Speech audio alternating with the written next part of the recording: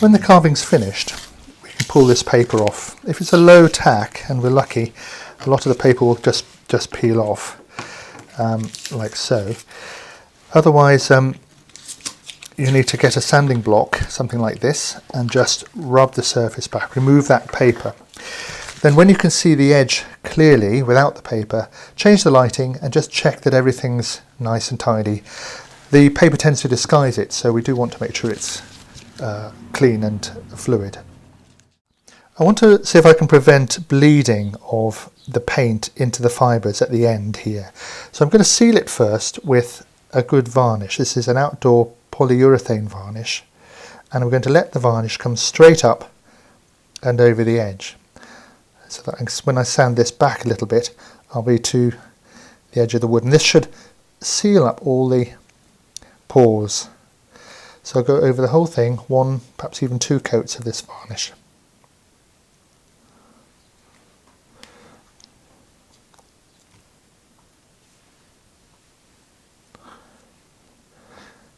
Making sure it comes right up to the edge.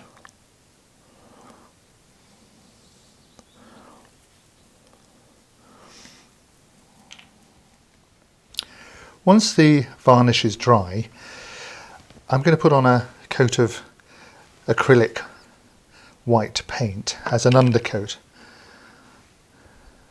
It's going to need a few coats, probably 2 or 3, and then that also needs to come right up to the edge of the letter itself. You can use ordinary proper undercoat. It is, after all, essentially just a bit of painting of wood as if it's going to be outside. It's not carving as such, it's exterior paintwork.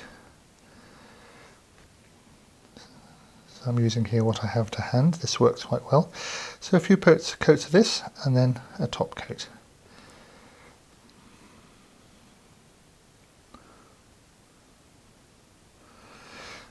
I'm particularly trying to make sure all the pores are filled up, so that it's a nice clean surface.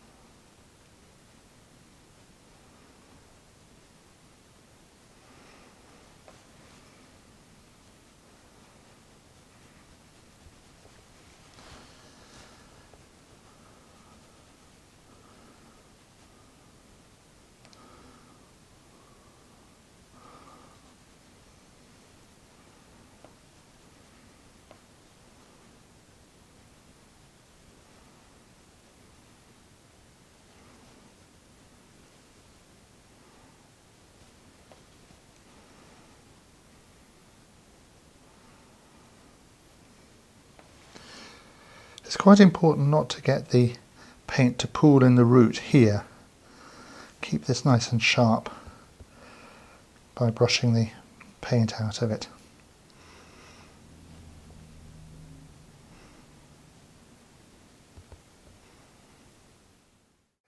This has now had 3 coats of undercoat, the acrylic undercoat, and I now put a hard gloss top coat such as this enamel, or just a very good outdoor paint here on this surface. So here we go. Again, might need 2 coats of this, and we'll let that really dry off before we sand all this surface up to the edges.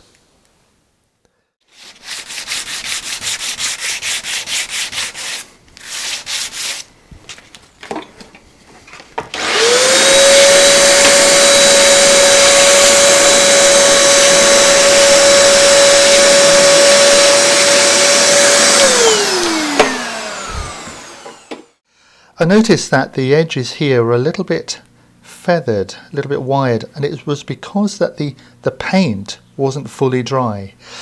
So I was a little impatient, so let me warn you against being a bit impatient. Make sure the paint is well dry.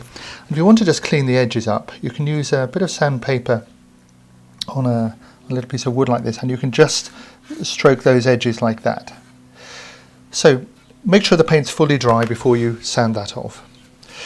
Now to finish, I'm using this mixture of turpentine, 10%, and 90% boiled linseed oil. It just needs a wipe, really, but I will put a bit on with a brush like so,